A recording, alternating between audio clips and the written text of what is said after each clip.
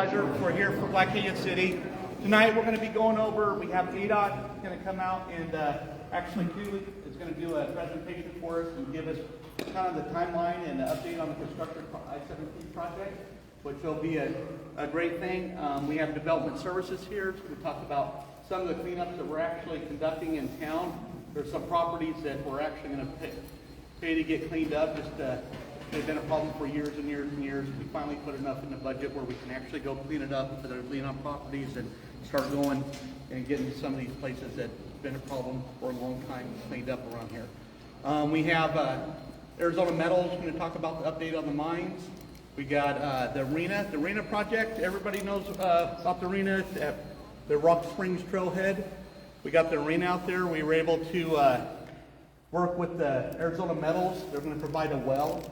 And we got the permitting from BLM where we're going to have water, and then we're running power out to that location, so they'll be able to have arena events and have a lot of, we're pulling water out there, so a lot of that's going to be electric, water. We're going to have all the resources out there so you guys can do fun events out there with working events.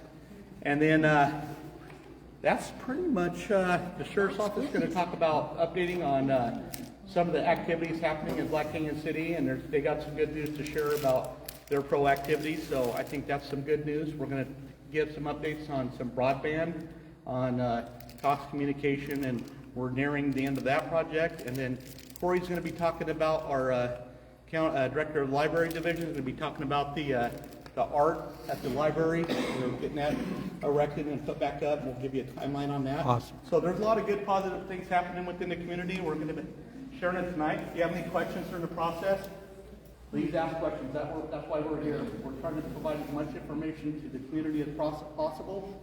And if there's any problems within your community, you got the people here tonight that's going to listen and take notes and get back with you here in the next couple of days just to make sure that we're addressing our community needs. So with that, we'll start off with the ADOT update. Kiwi, Mr. Cruz, Spencer Cruz.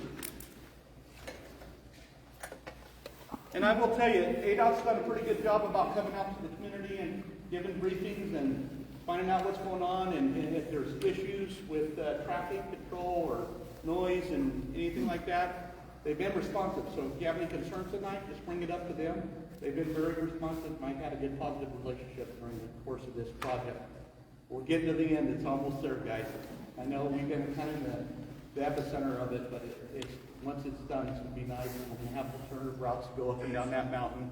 And I can't tell you how many times I've lived around here for 40 years, and if Black Canyon Hill, you got an accident in your Bumblebee, you're stuck. So hopefully this is going to correct a lot of that issues that are going on. Laura? Good evening, everyone. I'm Annette Riley. I am the ADOT project manager. I think you have seen me several times now. We've had a long relationship so far. We hope to end this relationship on an up note, like the supervisor said. You may see a lot of the work up there at the Sunset Point area. A lot of the barriers been set. You see the gates. I was telling the supervisor, as an engineer geek, I could not be more excited seeing these gates where push up a button, they're going to start sequencing, open, close, that type of stuff. So I am excited about looking towards the end of the project and having a facility that works really well. Tonight we're going to have some updates. We have Spencer, who is with the Kiwi joint venture. We will go through project status, where we're at, and the status of the Chandler well. Thank you. All right. So like Annette said, some of us have been here for quite a while. I came on board on the project late 2021. So we started our pre-construction activities early 22. Really started construction in earnest in September of 22. And then our latest milestone was we completed the blasting last year in about May. And so once blasting was done, that was definitely a big milestone. So where we're at now is just the beginning of 2025, and plan on being done here spring, early summer this year. Current activities, you'll see in just a second, I'll talk about earthwork, but the major earthwork activities are done. The heavy hauling at night for the most part. We don't have near as many trucks running. It's down to small quantity earthwork. Paving still going on in the entire corridor. This spring, once the weather warms up, we'll be able to do that top friction course, especially from Anthem, get that wrapped up, Anthem to Black Canyon City, and then we'll be able to go focus on getting the flex lanes totally complete. Bridge work, we're still working on the structures, but those are getting ready to start wrapping up very quickly on the structure side. Cameras, the CCTV cameras, lighting are going in, and up in the flex lanes up north, if you've been up Sunset Point, on the north end of those flex lanes, it's kind of hard to see right now, but you can see it taking shape. The flex gates, the warning gates there in the picture on the left, so those are the automated gates that'll open and close and let everybody know that the flex lanes are either open or closed. So we have all those installed on the north end. We're getting ready to start the ones on the south crossover. And then the sign structures and concrete barriers going in. We don't have the big sign panels up yet, but you'll start to see the cantilever signs going up that those sign panels will go on. And yeah, between Anthem and Black Canyon City, like I said, opening all those 3 lanes up each direction spring of 2025. So just talking earthwork, a little over 2 million cubic yards, and we are, like I said, down to very small quantities on earthwork, getting close to 100% complete. Asphalt paving, a majority of that is the base paving, and the remaining of the 47,000 tons is the friction course, that top layer of asphalt that we'll do this spring when the weather warms up.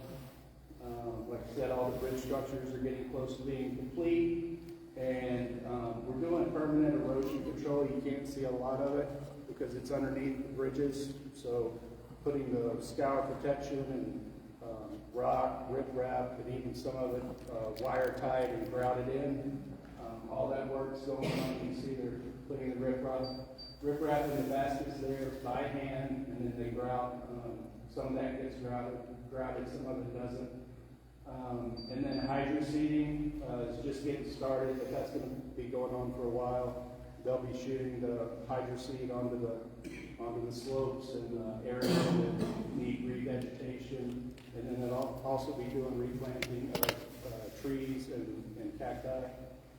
And then the intelligent traffic systems, I know it sounds like oxymoron, but ITS, the big 2 new things there that we're going to start is pulling fiber optics from Anthem Way all the way to Sunset Point, and then connecting all those CCTV cameras and devices, and then permanent electrical feeds for the project for lighting and everything else that we need to power up and keep moving forward. So I think everybody's going to be happy to know, me especially. As of September 2024, we're done using the well here in Black Canyon City. We're running significantly less water trucks, using way less water, and we're using our sources down at Anthem only. We're down to a fraction of the water trucks that we were using for earthwork. We're going to still need to use water for dust control, compaction of like the aggregate base course underneath the pavement, and hydro seeding, and then replantings, and the temporary irrigation that we're going to have with the new the replantings of trees and cacti. And I mean, the main reason we stopped using the well here, it would still be super convenient, but we said we were going to cap it at a certain amount, and that's exactly what we did. And the well is recharged to pre-construction activities, and that's a good thing. Excellent. I'm sure everybody's been to the Improving I-17 website, but it is definitely a one-stop shop. ADOT Communications team has done a great job. They've actually just continued to make it better and better. But if you go there, it's all the information in one spot.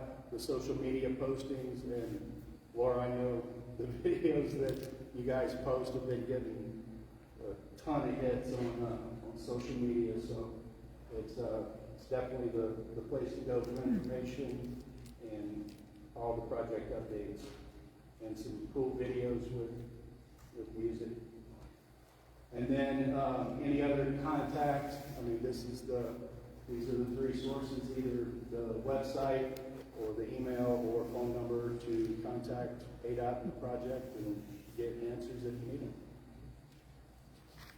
Saying, Spencer, you're saying that project's going to be done in June? That's substantial, then there's some time after that that we have to get the final completion. That's good. Yeah. Any questions?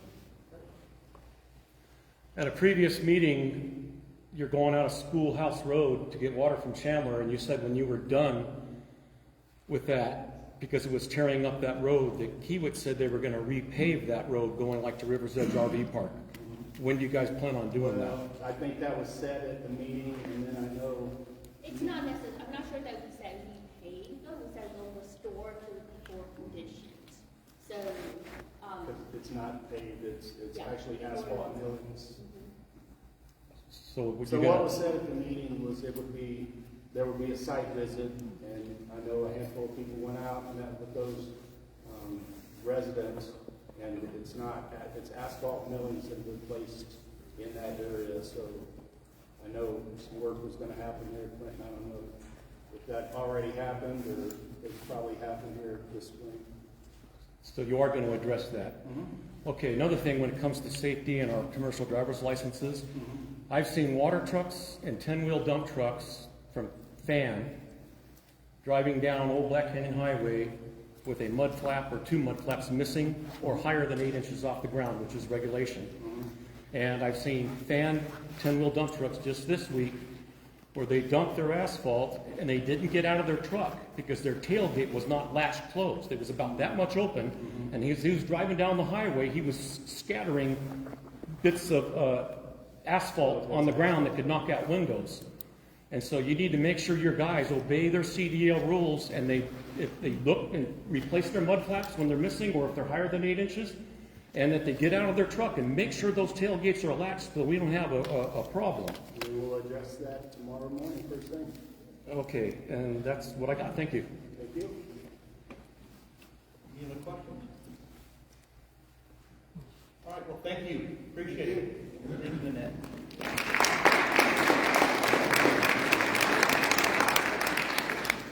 Okay, next up, Lori Christensen. And he's going to go over broadband constant communication, the broadband installation. We're just about finishing up the project. He's going to give you a timeline and some of the issues they're having with easements, but they're working through them. Thanks, sir. Appreciate everybody showing up tonight. Happy to tell you a little bit about what's going on with broadband. So as you well know, Cox Communications started a fiber build out in Black Canyon City last year, maybe a little bit before that. And they've made some incredible progress, but we all know the soil here is real fantastic to do that kind of work in. Oh. So they've had some slowdowns where they've had to maybe not quite meet the construction timeline they were hoping to meet, but they've certainly made some real steady progress. So at this point, they're projecting completion of the project around the end of Q1 of this year. So that's going to be around March. They may go into April, a little bit after that. At this point, it's kind of less about the construction and more about the national monument, the Agua Fria monument, and getting permits to be able to get the fiber through there to the 30 or so homes that they need to get those permits to be able to reach. So they're confident that will happen by the beginning of Q2. They're excited to finally start offering service. I will tell you that they're going to put an event once they're complete, so everybody knows it's complete. They can start ordering service, and they're excited to be able to offer that event as well. So I haven't been here every day. I don't know a lot of the nitty-gritty details about what's happening as far as their progress each and every day, but I can certainly try to answer any questions that you might have. Yes, sir.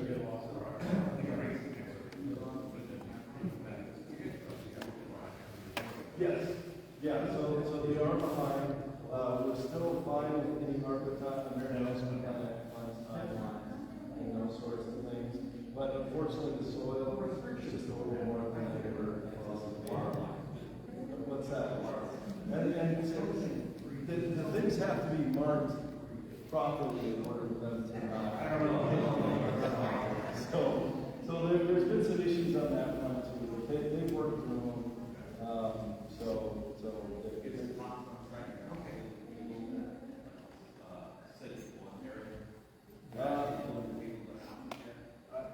To the houses, I don't think so, but that will be coming soon.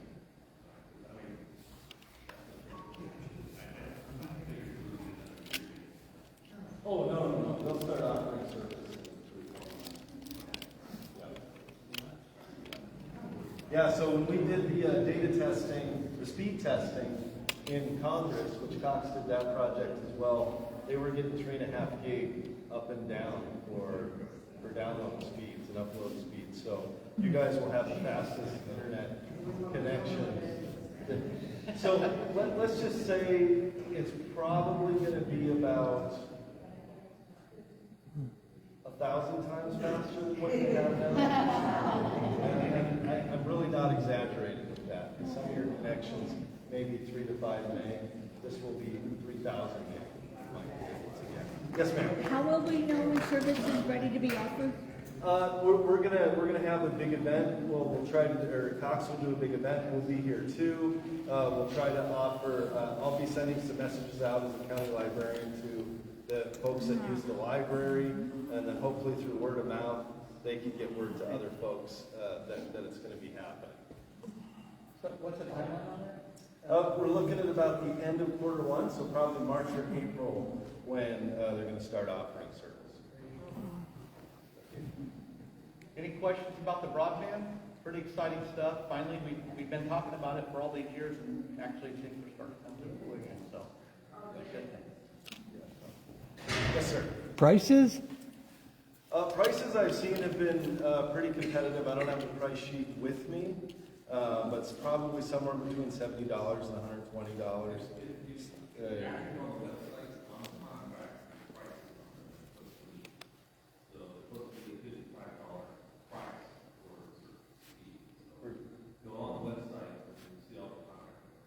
Yeah, I think it starts at around 60, right? Somewhere 50, 70, somewhere around there, and then it goes up from there. But a lot of the baseline service is going to provide your needs for most of what everybody wants. Unless you have a home office or something like that where you use quite a bit of broadband, that basic service should sustain what you have. I know right now, I think I paid $120 in the Verde Valley just for the dish pointing up at the mountain, and it's slowest. I buffer watching TV shows, so you guys will have great internet, especially being in a rural area. Right on. Is it going to use a landline?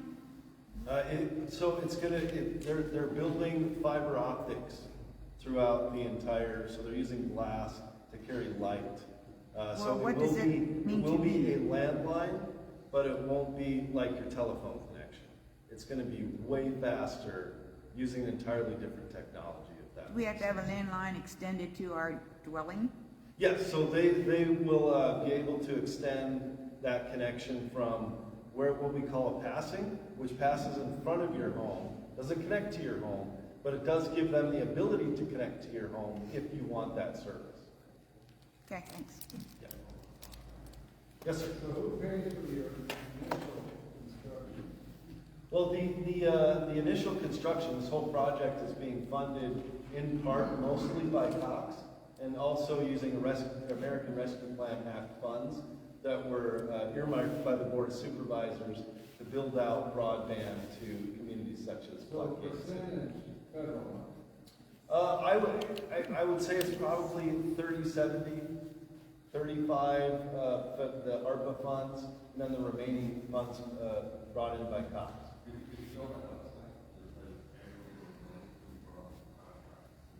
Yeah. And a lot of those rescue funds, the board made a conscious effort to make sure that we invested in infrastructure, your water, sewer, and broadband. And broadband, I mean, our kids are going to be paying for this project, so we want to make sure that we have sustainable infrastructure that we're paying for, that everybody gets the benefit from, instead of one time. We just wanted it for infrastructure, and that was a conscious decision by the board. That it was Cox Communication did actually Congress and Black Canyon City, and I think that dollar amount was like a little over $3 million that it was invested in federal funds that we received from the federal government. So we made sure that we invested that in the infrastructure, and that helped offset the cost, because Cox Communication would never have went out to this area without having that seed money to come out and get that initial project started. Once that project's there and they will put out their infrastructure, then it was where we could provide portable internet for residents. So that was a game plan on it, and that's how it's running. And the good thing about fiber is that it's the speed of light. So it really is a future-proof technology. We'll be using it for decades and decades. So it's not just one of those investments you make, and then 20 years from now you're going, why did we spend all this money? It'll still be around for a long time. And the 3.5 gig that they're going to be 3,500 meg that they're offering, that's a limitation not of the fiber technology, but of the devices that are connected to it. So all they have to do is upgrade those devices and increase that speed at any time when they see it's necessary. Yes, sir. Are you going to mail out a flyer to all residents of Black Canyon City in the mail that's going to explain everything and the prices and when all this is going to happen? That'll probably be more up to Cox to make those determinations on when and if they're going to do that. But I'm sure they'll have a pretty extensive campaign to get the word out that service is ready. If not even just going around and putting door hangers on people's doors.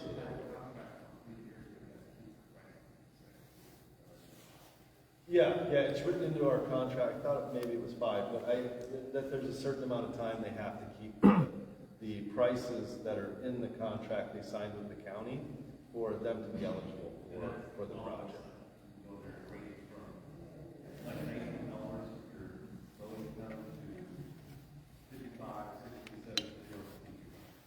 So some of the caveat with that is that there used to be a federal program that was in place to help offset the cost of internet, which I believe was $30, and that program sunsetted.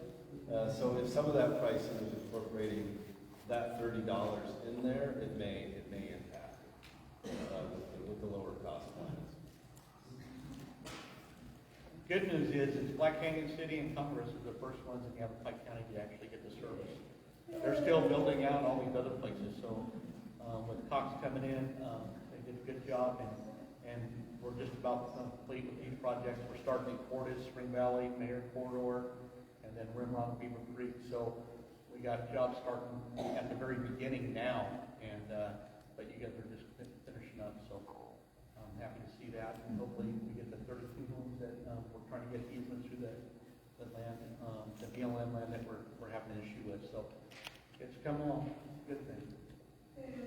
Corey's actually also our librarian, and you're going to update on the art structure that fell down during the windstorm. Yes. So it's obviously very, very sad and disappointing that happened. We did look at several different options as to what to do.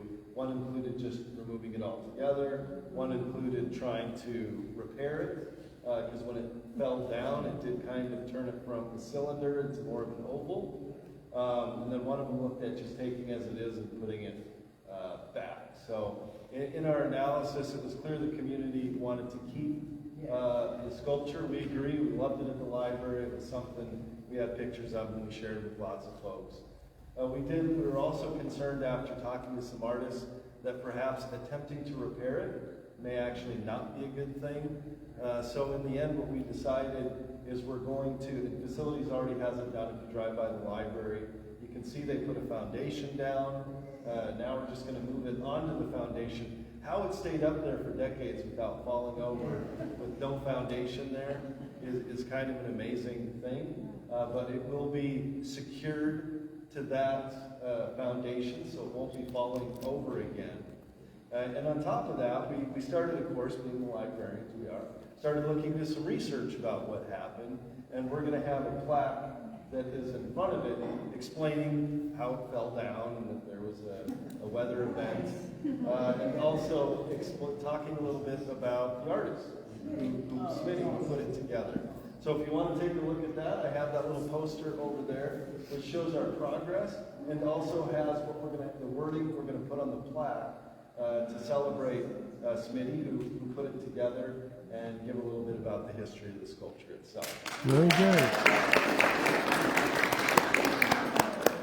We're hoping we can have something more together in a couple of weeks. Facilities has been really backlogged from that, so it's taken them a bit to get to it. But I'm hoping to do some kind of ribbon cutting when that happens, and we'll be sure to send out invitations to all the library patrons, because I have your email addresses, so I can do that. So hopefully, if you want to be there, a neighbor can share that with you as well. And we'll try to get the word out as best we can when that event's going to happen. Very good. Any questions about the broadband, the art, anything? Thank you, Corey. Appreciate it. Thank you, sir. Okay, next up will be Arizona Metals, and just to give them some kudos, they are working with us. That we have the Rock Springs trailhead on the south end of town, and we're working with the Saddle Club on the arena itself. And we were able to secure funding for the electric for the site. And also, they've stepped up the plate. They're going to provide the well and water for that area. Because right now, I think Babs actually transported the water for years and years and years. So we're actually going to get some water infrastructure out there so we can provide water. But thank you, Arizona Metal, for... It's kind of ironic because it's Rock Springs. At our last meeting, it was brought to our attention that Bureau of Land Management is wanting a new environmental assessment done for up there before they'll. Nope, we got everything already done on it. The only thing that they're requiring us to do a cultural review of where we're punching the well at. So we've got it staked off. We just got to bring an archaeologist out there to look at the hole where we're going to dig and make sure that there's no natural resources out there that we're going to damage. Once we have that, we'll apply for the permit, and we should have a well here in the next couple months. So we're there. It does take a lot of time in dealing with the federal government and working with BLM, but we went and jumped through all their hoops, and everything's good to go. It just takes a little bit of time, but it's exciting to actually have water out there and power, and hopefully there's some nice events that happen out there that the community can enjoy. So.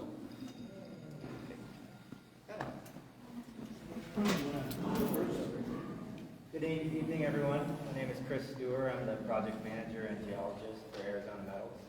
I'm here with Rich Brown from Haley and Aldrich, who's our environmental consulting firm that handles kind of our water wells and permitting, and Adam Hawkins with Global External. So we don't have too much to update you on from an operational standpoint. We're currently drilling with 2 drill rigs. And it's just kind of business as usual. We anticipate to continue drilling through this year with 2 drill rigs. We do have a new weather station that we installed to help with some of our permitting. And then Rich will talk about our water wells, which fortunately we haven't seen any rain this year yet, so the wells are still coming down. Yeah, we just plotted up these plots. These are the timeline of all of our water level measurements since August of 2022. And you can see by the graphs that basically 2023, that was when we got all the good rain. We had a bunch of water flowing around, so we got a good high spike. But then it's just kind of a cyclical pattern here. So this is 24. So this is about the same data point as that data point there. So it just didn't come up as high as it did before, but it's still kind of on the same trend of going up and going down. So I expect, sometime here in the winter we'll get a storm, I'm assuming. We all hope for it too.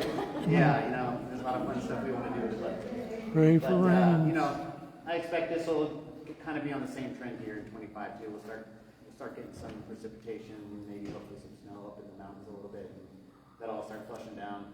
We'll start seeing the response in the wells. So good news is we're still well above where we started at when we started monitoring. We're still about 6 to 8 feet high, and the well that we use to do our dust control. That's this well here, the mine supply well. These other ones are just at the ranch that we just monitor to make sure that we're not seeing any discrepancies in the data. These wells are kind of spread apart from each other, so that way, if one was reacting differently than the other, we know something was going on. But you can tell that they're all following basically the same trend, and so we're seeing kind of normal precipitation for the desert. You get it, and then you don't get it, and sometimes you just hope for it, right? So yeah, that's all. So we've got some good news for those of you who remember the radio towers. This is what that looks like now. What happened back For the few who weren't familiar with these, we have the before picture as well. But I'll hide this thing because I think this one sure looks better. But yeah, when it took us a while to finalize the transaction to buy the property that was owned by Entravision, the AM radio operator. They had, as I'm sure any of you who are familiar with the process when those towers went up, there was a little bit of controversy about it, but one of the things that we put early on our list of things to take care of right after we closed on the property was to take down the towers. It's a lot more complicated than you think. You actually have to get in professionals to do it. You can't just go out there and cut the guide wires and hope it falls in the right direction. For the few of you that came out when we had the event, we were kind of sweating it because we didn't know if we were going to actually be able to take them down that day. If the wind got over a certain level, the contractor would have to say we'd have to wait. But fortunately, we were able to take them down. We got some good video of it, and we hope this is just another sign that we want to do everything that we can to be good neighbors. Right on. It'd be nice if they were. I'm one of them that came to watch it. And I sat and waited an hour and 15 minutes. After the first one fell when I wasn't looking, I waited another hour and 15 minutes and watched people going from place to place and wondering what everybody was doing and talking about. I finally gave up and went home. So if you took a video, We did. I'd love to see the video. Yeah, we'll get it cleaned up, and right now the file is a little bit too big for us to put up on our website, so we're trying to get a lower sized version ready to go so we can put that up. But yeah, I'd love to show it off. So this thing it was a little kind of anticlimactic. You get out there and you're thinking that it's going to be like something big, and you're going to hear a boom and everything, but it really is just kind of like boom, and then they just kind of go. Yeah, exactly. I was there, I videoed it, and you just could hardly see it on the video, but Yeah. I'm just using little phone. Like even with the. I was like, that's it? Yeah, even with the drone, it was. How long did it take? There's 4 towers. I think there were 4 towers. 5, yeah. You have 5 hours? 5 towers. They did it over 2 days. They come down quick, but it's dismantling them and recycling all the metal, So that's valuable metal. Huh? It's valuable metal. Oh. It actually gets used. Yes, sir. This came to me secondhand, but when they were putting the towers up, I was told that the polo field, they lined it with like a copper screen. Did that screen stay, or you don't know about that? I guess it had something to do with the radio waves, with the copper screen lining the field. Are you aware of that? Yeah, there is a copper kind of mesh layout that's still there. Okay. It's just, it'd be a lot of work to rip it out. No, I didn't say you had to, it's just, okay, It's there. all right. Wasn't it all connected to that ground wire that went all the way around? Yeah. Interesting. So yeah, no more towers. Right on. We don't look like a sci-fi novel anymore. It's something you drove in, got off 17, you're like, And we didn't want to get into the business of operating an AM radio station. That's not what we do. right. Even though I've been told multiple times I got a face for radio. I think the health benefits are wonderful. Any questions for us? Thank you all. And thanks again.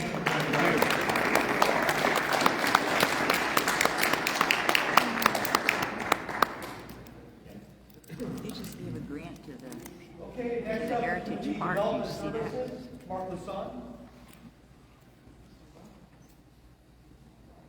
very good neighbors. Hi, good evening, everyone. As Chairman Greger said, I'm Mark Busan. I'm the Assistant Director with Yavapai County Development Services. I've been with the department for about 2.5 years now. It's my pleasure to serve the public. I love public servant positions, so I'm happy to be here. Some of you might recognize me from the last handful of times we've been here. A few updates that I have for what the department does, but I do have some information for those who haven't attended these. A lot of people ask what development services do. Are we developers? No, we're actually that middleman that allows development to happen. So what I mean by that is you go through us for your permitting, your plan reviews, your building inspections, your code enforcement, your planning and zoning issues. That's all handled by development services. So a lot of people say, well, why are you building this building? Why aren't you building this building? That's not us. That's actually the actual developers outside of our department. We're just that government entity that ensures it's all being built up to code and safe for everyone. So Development Services has 6 different units. Our first is addressing. If you have a parcel of land, you need an address if you want to build on it. So we're your one-stop shop to get your addressing assigned to your parcel. We have environmental, and our environmental unit is given authority through a delegation agreement with Arizona Department of Environmental Quality. So we actually do all the septic design reviews, those plans reviews, those septic inspections to make sure that those septics were put properly and for accommodating for the size house that you have. We have our permitting, which, you know, if you're building a fence, you're building a home, you need a permit for that. Building safety, which is the next step in that process. So our building safety reviews those plans to make sure that they're up to code, and also the inspectors go out and inspect those homes and projects to make sure they are built to code as well. Our planning, so all the planning and zoning, if you have a certain type of lot, can you build a certain type of home, can you build a certain type of commercial building, depending on what your zoning is, those are the answers that that planning unit does. And then our land use code enforcement. So if you have a house that is built without permits, if you have a neighbor that has a lot of outside storage in their property, that code enforcement unit is the ones that get that complaint, and we'll go out there and investigate that. Development Services has 72 staff members. We have 2 offices actually. So you have by county, if you kind of divide it in half, you have kind of the west side of Mingus Mountain and the east side of Mingus Mountain on the Verde side. So the west side, the Prescott side, we have about 50 employees in that office to serve the public, and on the Verde side at the Cottonwood office, we have about 22 employees to do that.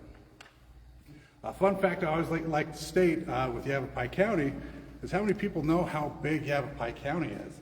It's a little over 8,100 square miles. So to put that into perspective, think of states like New Jersey and Massachusetts.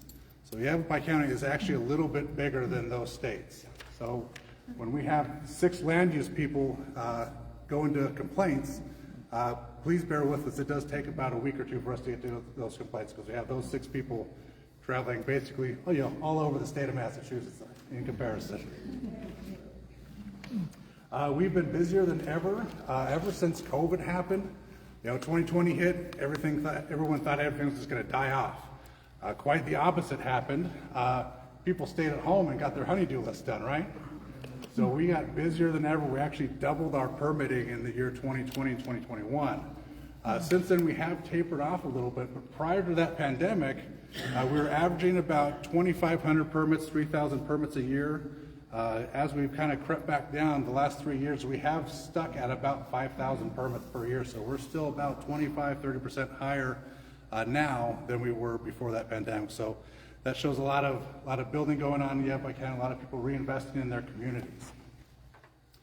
So with Black Canyon City, out of those 5,000 permits that we issued last year, 86 of those were right here in Black Canyon City. So what that says is that Black Canyon City is doing a lot to reinvest in your own homes, your own parcels, updating your properties. So that's a good thing. That's something that we like to see. And 86 for a town the size of Black Canyon City, or a city the size of this town, is very good and about normal. Out of those 86, 5 of those were single-family residences. So we have 5 new homes in calendar year 2024 for Black Canyon City.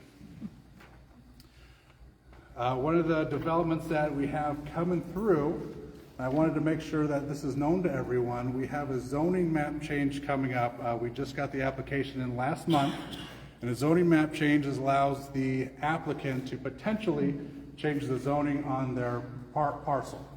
Now, what the zoning map change is for is that, has everyone heard of the Black Canyon City Travel Center? So that's that firm coming through with that.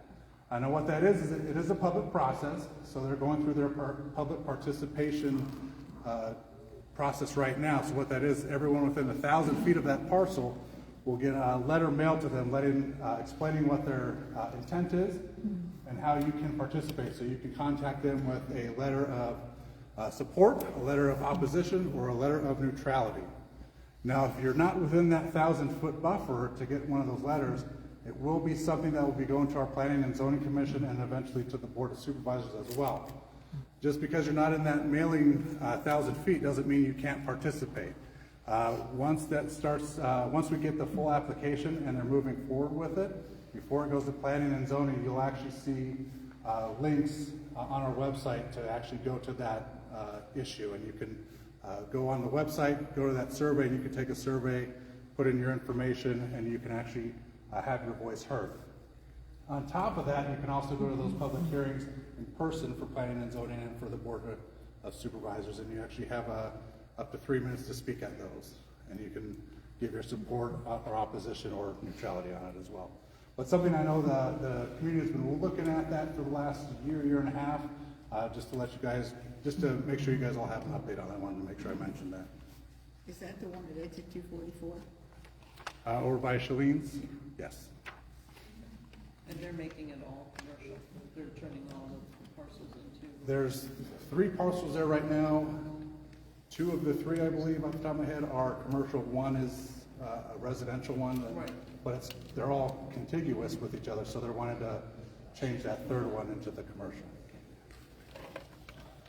One of the programs that we have to help people right now, affordability or affordable housing right now in the country is almost a laughable issue, right? Your average home in Yavapai County is averaging about $500,000. So when you think of a nurse, a teacher, a fireman, a policeman, a house at $450,000, $500,000 is very attainable.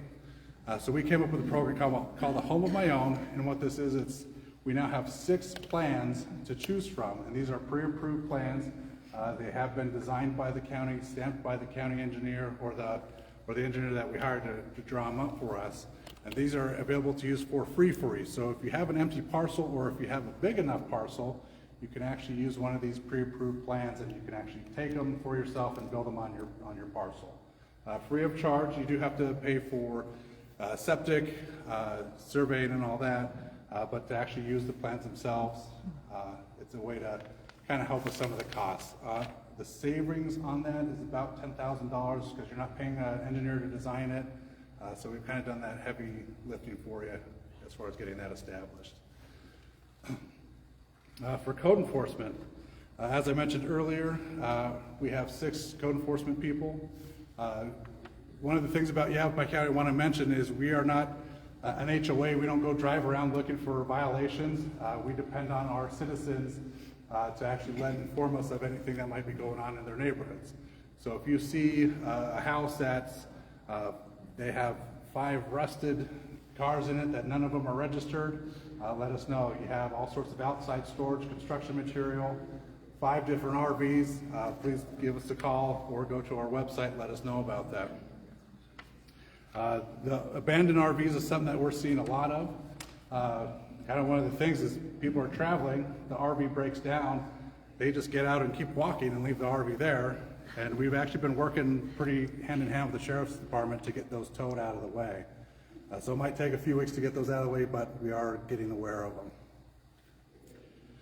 A few things that people often call us about, their neighbors building without a permit, outside storage, trash debris, camping on your property. So you have to have an established use on your property. You can't just buy a blank parcel of land and then pitch a tent for 5-6 months. Overgrown weeds, animals, failed septics.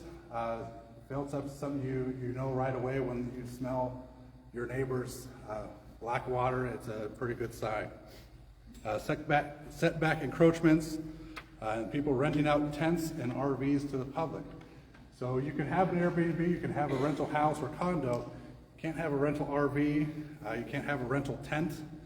One of our favorite ones that we've had is over in the Camp Verde area outside the city limits, is someone was actually renting out a cave. So part of the Verde River, there was a little inlet of a cave, and someone was Airbnb. So that's on our wall of shame in our office. What is not a violation? So property line disputes. So if you have a neighbor who might have built the fence on your side of the property line, that's nothing that we could really assist with other than recommending that you get a professional survey done and having a surveyor come in and do your property on that. Barking dogs and noise. So we actually don't have a noise ordinance in Yavapai County, at least as of yet. If you do have a nuisance like that, we do insist that you do contact the sheriff so they can get it documented and they can handle it on their end. Landscape clutter, house color, CCNR, so if you're part of an HOA, which I don't think, is there an HOA in Black Kansas? I'll skip that one. Weeds in the ditch along the roadway, so if you have like a drainage ditch in front of your property, if you have overgrown weeds in that, that's the property owner's responsibility to typically keep those flowing. Say that again? You'd love to have it. One of the biggest thing we always say is we don't regulate ugly. So if you want to paint your house fluorescent pink and neon green, you can do that. You're not going to be very popular in town, but you can do that. The last update I wanted to give, we have an address on South Phyllis Street.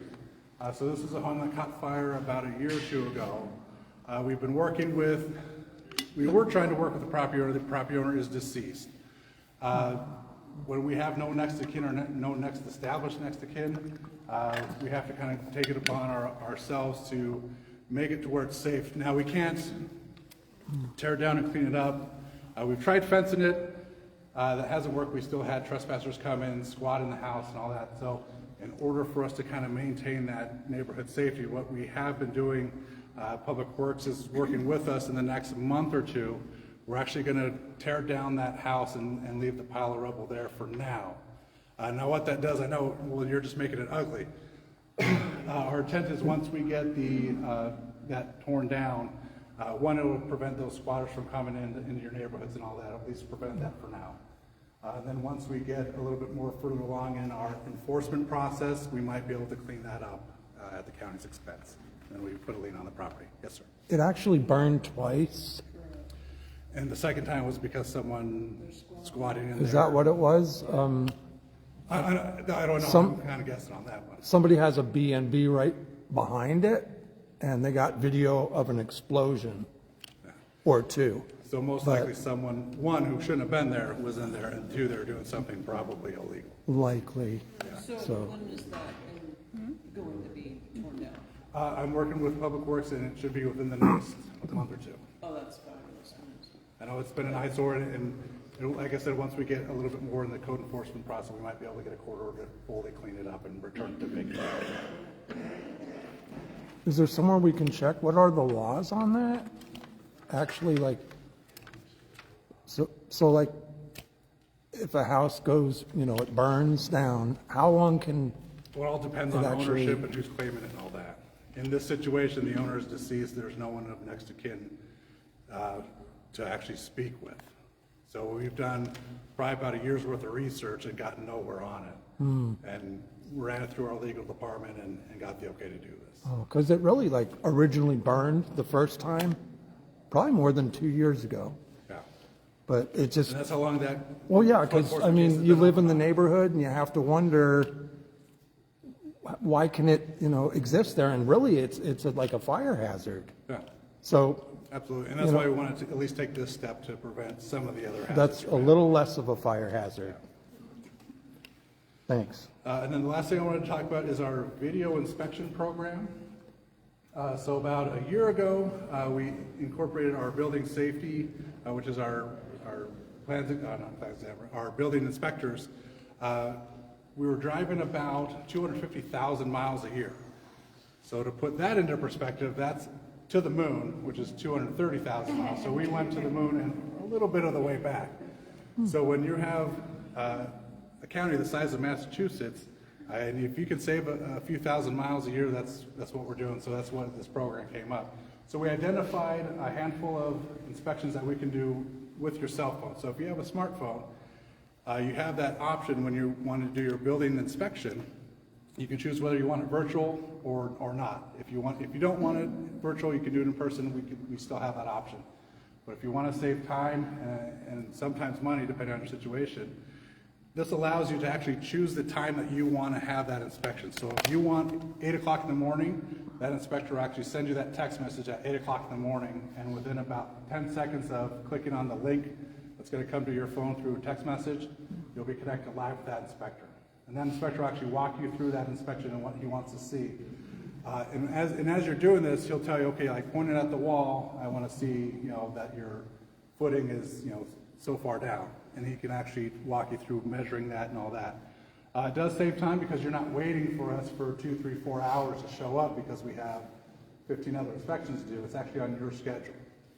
And so when you have a project that's being built, saving half a day of construction can be a good cost savings for you and the contractor. So it's a way to kind of speed that process up. People who are using it are getting that inspection done and they're moving on to the next one, and sometimes they're even scheduling 2 or 3 within a day, depending on what inspections they are. So if you can do 2 or 3 inspections in a day compared to 1 or 2 in a week, it makes a lot of sense.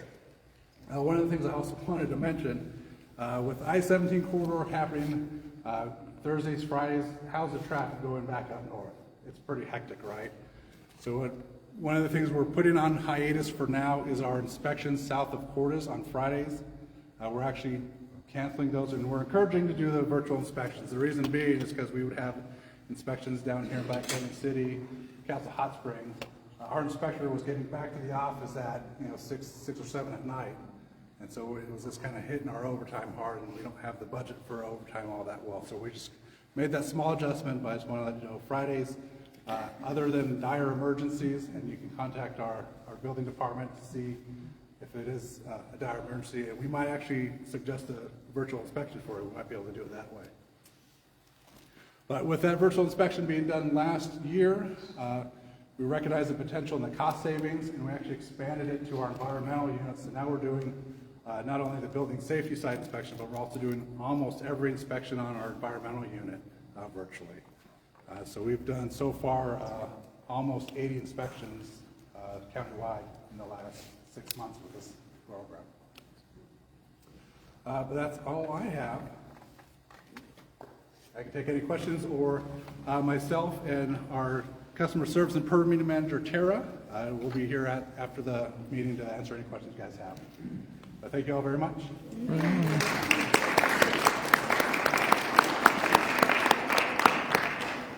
Thank you, Mark. Next up will be our Public Works Director, Roger McCormick. He's going to go over some updates on road construction projects within the community itself. I think that's taking the project. Yeah, hello everybody. My name is Roger McCormick. I'm the Director for Public Works. Happy to be here with you tonight. I've been Director of Public Works since about August of this year. Previous Public Works Director retired, and I've been with the county for approximately 12 years, so I've been around the park, I guess you could say, and know a lot about the county. But I'm happy to be here tonight to be able to kind of talk with you a little bit about Public Works. Most of you probably know what Public Works does, but for those that don't, we operate solid waste transfer stations. I talked with one of our previous employees tonight. We also work within the county right-of-way, anything to do with the county right-of-way that's the public access area for the roadway system. We handle all that. Also within Public Works, we do engineering, and then we also have airports within the county. We have 3 airports that we operate. One in Seligman, one in Baghdad, and then one in Sedona that are all county-owned airports. So I just want to go into a little bit about how Public Works is funded. So Public Works is funded through what's called the Highway User Revenue Fund. So the Highway User Revenue Fund is money that is collected at the gas pump. So Back in 1991, the state set what that fee would be. It was 18 cents per gallon, and it has been that way since 1991. So at the state level, the state, there are other things that go into the Highway User Revenue Fund, like vehicle license tax and stuff like that, but when they calculate all this money that's collected in, it comes up to about 1.8 billion statewide that the state collects. And then it funnels down to the counties.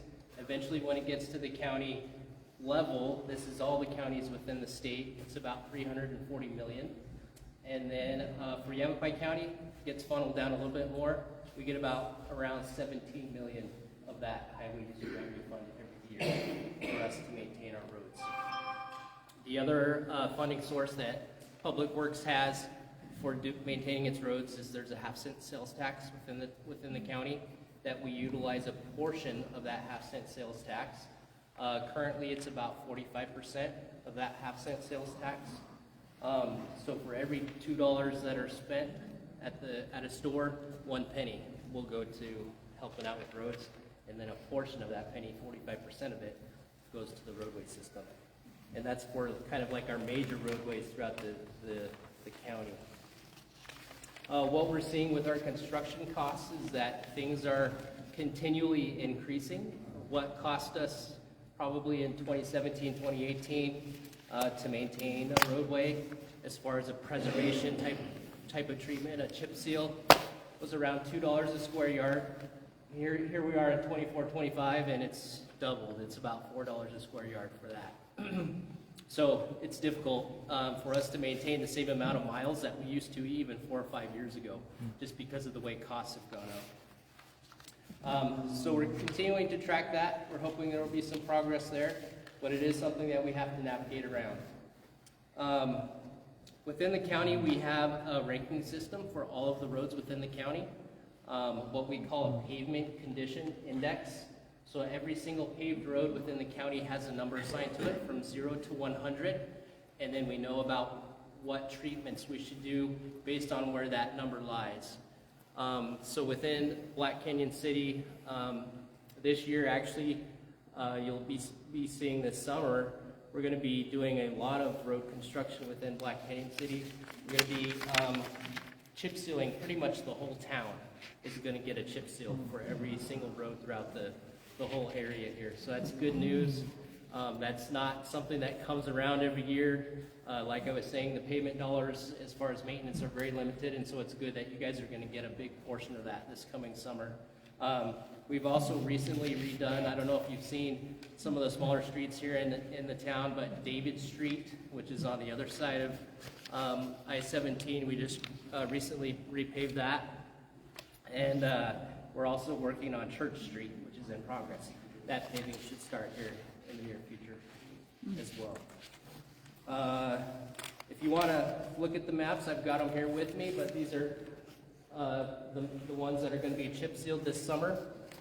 Like I said, it's pretty much everything with the exception of Old Black Canyon Highway and Mud Springs. Those were recently had some rubberized chip seal put on those, but everything outside of those will be getting a treatment. Let's see, what else do I have on here real quick? So the solid waste transfer station that's located here is going to be doing a community cleanup. It's right around the corner. So in February, starting on the 26th of February and also the 28th, and then it'll also be on March 1st, 5th, 7th, and 8th. So you'll be able to go in between the hours of 8 a.m. and 4 p.m. and just kind of as a whole community, you can clean up and take stuff there to the transfer station free of charge for those dates. So that's a great thing that the Board of Supervisors does to help out the communities. Last thing I think I'll say is the county does have, if you can go to, it's called protect.genesis.com, and each of the communities within the county, actually the whole county itself, has been divided into zones, and you can know by putting in your address. You don't have to put in your name or anything like that. You just put in your address and you can know what zone you guys are in. And then in cases of emergency, you can see information there about what zone you live in and be able to be informed as to what's going on. So with that, I will answer any questions and then turn it over to the next person. Yes, sir. Yeah, you talked about HERF money and the 1 cent. Now that we got more and more electric vehicles and they're using electricity, how are they taxed? Yeah, that's a great question. And it's one that hasn't been solved by the legislator yet. And so I've heard some discussions on how they might do that. One of the options is to, you know, when somebody purchases an electric vehicle up front, kind of do an average, what they would have been paying for in purchasing gasoline over the life of the vehicle, having that fee up front. There's also the option of when they're using public places to charge, actually having a tax on that electricity as they're charging it up. It's a definitely an issue that we're seeing with more of the electric vehicles on the road because the amount of gallons being purchased is going down. And so they're going to have to solve that. They haven't yet. But Another thing, when they go to semi-trucks that are electric, the batteries are so heavy that a lot of our bridges can't take them, and they're going to degrade our roads even quicker than diesel trucks. So I hope that's another issue that can be addressed. yeah, electric vehicles in general are a lot heavier than a regular passenger type vehicle of any kind of gas operated vehicle, and so It's not really you know, viable. They've looked at you know, the tires and putting a special tax on the tires for electric vehicles because they're a little bit different because of the weight of the vehicle. There are a lot of options out there, but they just haven't settled on what they want to do in Arizona yet. But hopefully that's coming soon. We'd like that, And for sure. one last thing, the batteries are hazardous material. When they finish their life, do we have enough hazardous material landfills throughout the United States to take all those batteries? Yeah, I don't know the answer to that question. That's Buddy, maybe it an ain't going environmental nowhere. person would know that. Ain't going nowhere with Good that. question. And the state legislator's looking at that. We've had discussions with Senator Fitchum. We had a meeting probably a couple weeks ago, Yeah, about a month talking about ago. it. The state legislator needs to tackle that issue because they shouldn't be getting a free ride utilizing the roadways when us as gas drivers are using the same roadways and paying the tax to actually keep us upgrades. So we need to make it fair, and we need to figure out a Yeah, way we're of doing that. about done paying for the Green New Deal. Yes, sir.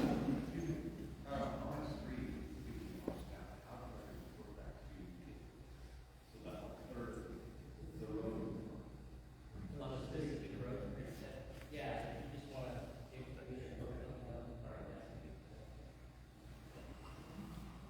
Okay. Well, thank you, Roger. Roger does a really good job. Saving the best for last, we did Woodward, like yourself. And those guys, they've done a really good job for us in all of our rural communities, and they got a very difficult job, and we appreciate what they do. Like James said, my name is Lieutenant Warburton. You guys probably aren't familiar with me because I haven't been to a community meeting yet, but I am the new area commander for the Southeastern Area Command. I took over for Frank, who retired. You guys all remember Frank Barbaro. I took over for him at Great guy. his retirement after about probably 5 months ago now, I think it is. But just to touch base with you guys and let you guys know what we're doing and what we're working towards, when I took over after Frank, met with the command staff, and what we really, really wanted to push for not only this community but every other community is cops on the street in your neighborhoods as much as absolutely possible. And we're doing that a handful of different ways. We're working on inefficiencies. We've got some different programs that we work with where deputies can write tickets and submit them electronically. So you may be getting, if you get a ticket, you may see it a little different, it'll look a little different, but that allows them to keep them having to drive back and forth to submit those tickets.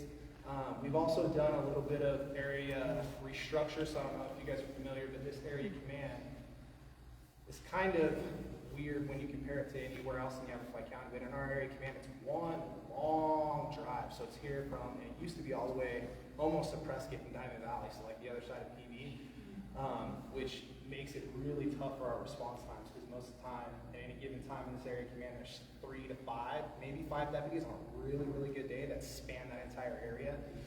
What we've done is we've worked to restructure that a little bit and had another area command that's closer to PB take over that so that we can reduce our response times for you guys.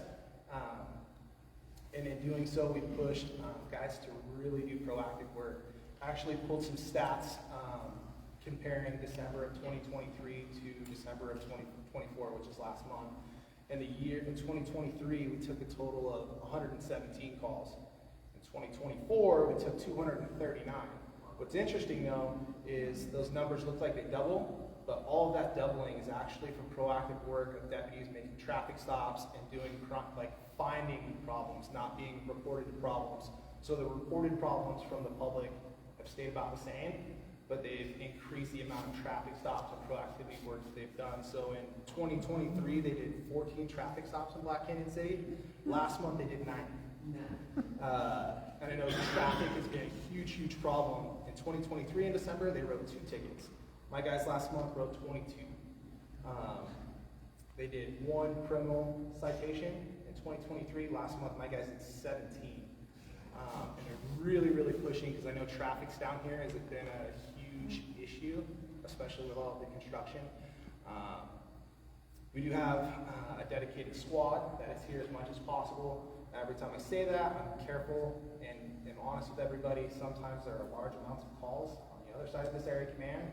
That sucks the guy out here to go help up there. But we try and leave somebody stationed down here as much as possible so that they're as quick as possible to issues that happen in Black Canyon City, because it is kind of isolated down here all by itself. Everything else is kind of right next to each other. And then you have Black Canyon City that's a little far.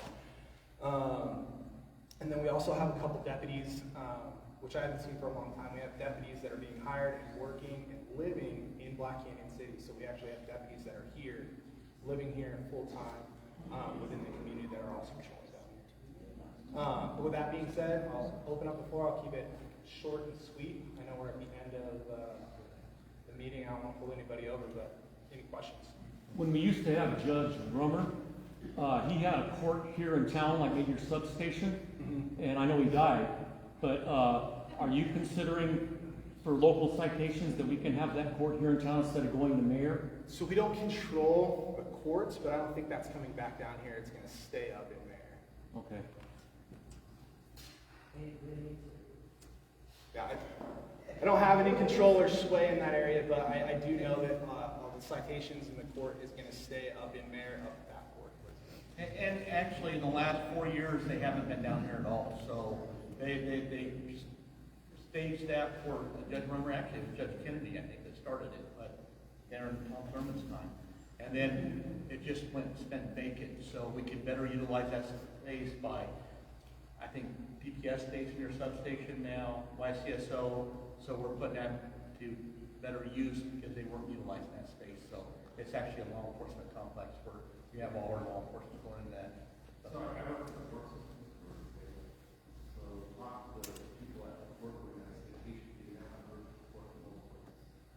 We don't have to.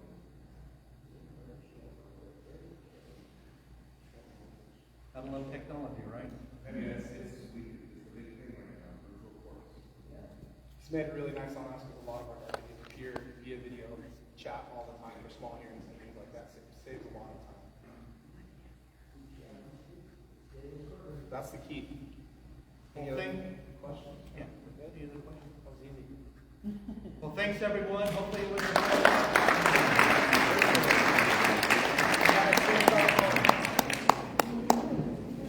and we'll be hanging out. If you have any questions, feel free to get hold of us. Okay.